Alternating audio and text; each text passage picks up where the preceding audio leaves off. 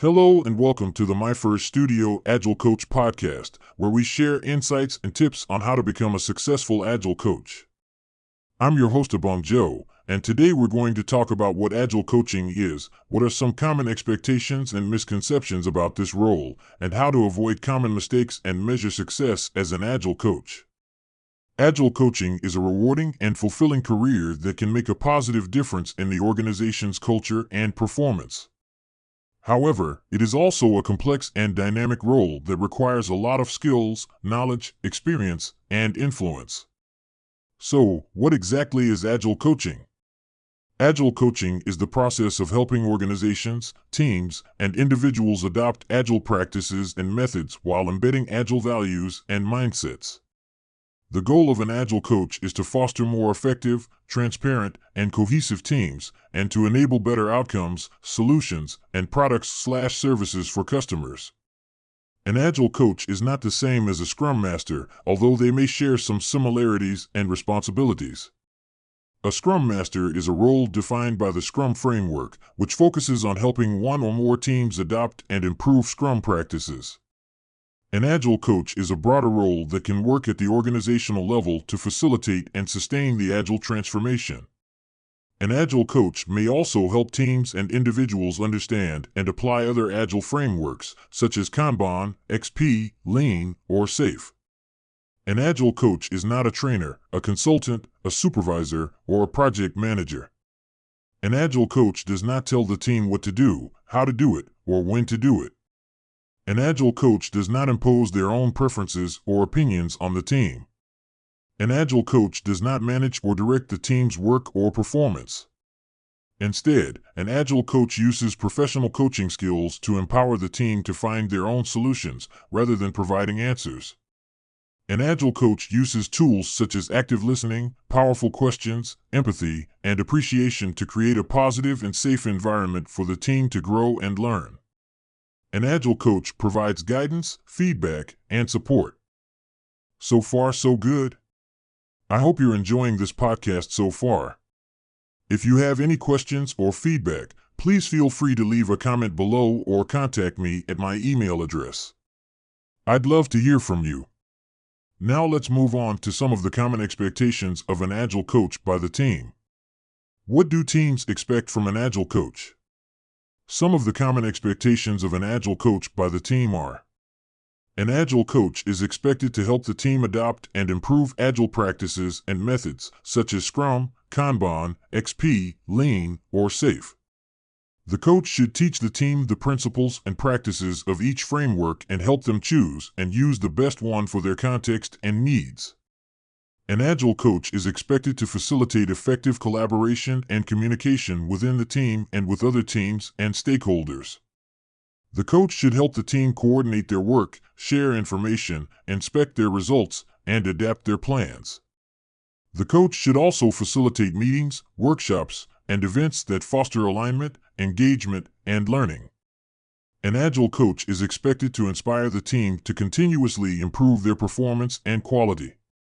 The coach should help the team identify their strengths and weaknesses, celebrate their successes, and learn from their failures.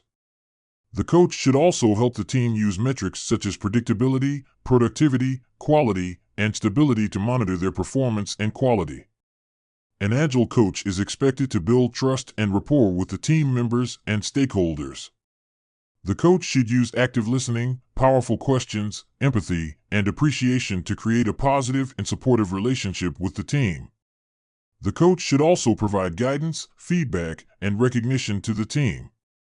An Agile coach is expected to help the team clarify their vision, goals, and outcomes. The coach should help the team align on what they want to achieve and how they will measure their progress. The coach should also help the team create a product backlog, a product goal, and a sprint goal. An Agile coach is expected to assess the team's current stage of development and tailor the coaching approach accordingly. The coach should help the team move through the 4 phases of forming, storming, norming, and performing. The coach should also adjust their style and strategy according to the situation. These are some of the common expectations of an Agile coach by the team. However, there are also some myths or misconceptions about this role that may cause confusion or misunderstanding. Some of these myths are: an Agile coach is a senior Scrum Master or a program manager who oversees multiple teams or projects. An Agile coach is a more experienced Agile practitioner who serves as a mentor to a new or inexperienced Scrum Master or team. An Agile coach is a one-time intervention who teaches the team how to use Agile frameworks, tools, and techniques. An Agile coach is a one-size-fits-all approach who applies the same method or style to every situation or context. These myths are not true or accurate representations of the actual role of an Agile coach. They may stem from a lack of clarity or understanding about the responsibilities, expectations, authority, and relationships of an Agile coach. They may also reflect the different levels of maturity or readiness of the organization or the team for adopting Agile. Therefore, the actual role of an Agile coach is not a simple or straightforward one. It is a complex and dynamic one that requires a lot of skills, knowledge, experience, and influence. It is also a rewarding and fulfilling one that can make a positive difference in the organization's culture and performance. But how do you know if you're doing a good job as an Agile coach? How do you measure your success as an Agile coach? Measuring success as an Agile coach is not a simple task, as there are many factors and perspectives to consider.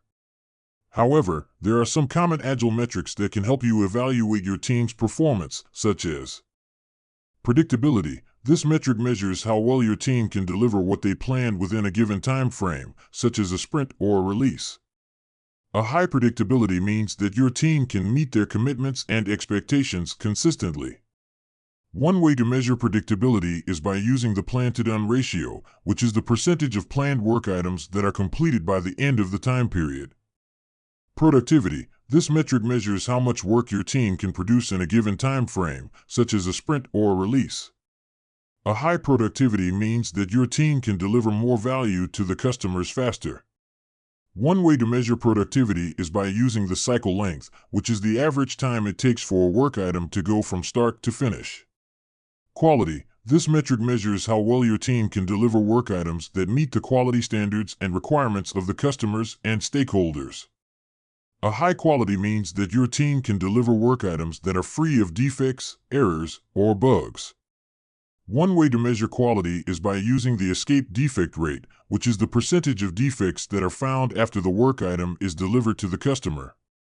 Stability. This metric measures how well your team can maintain a healthy and sustainable work environment and culture.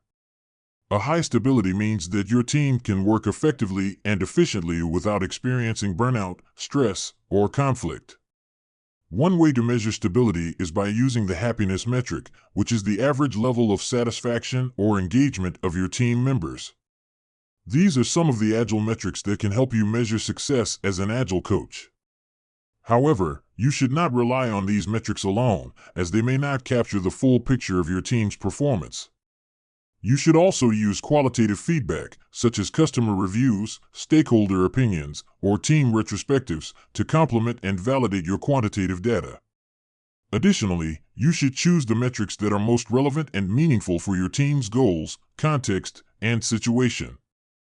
That's all for today's episode of the My First Studio Agile Coach podcast. I hope you enjoyed it and learned something new.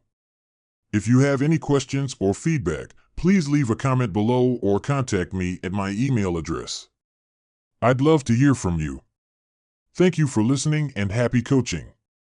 I'm Abong Joe, signing off.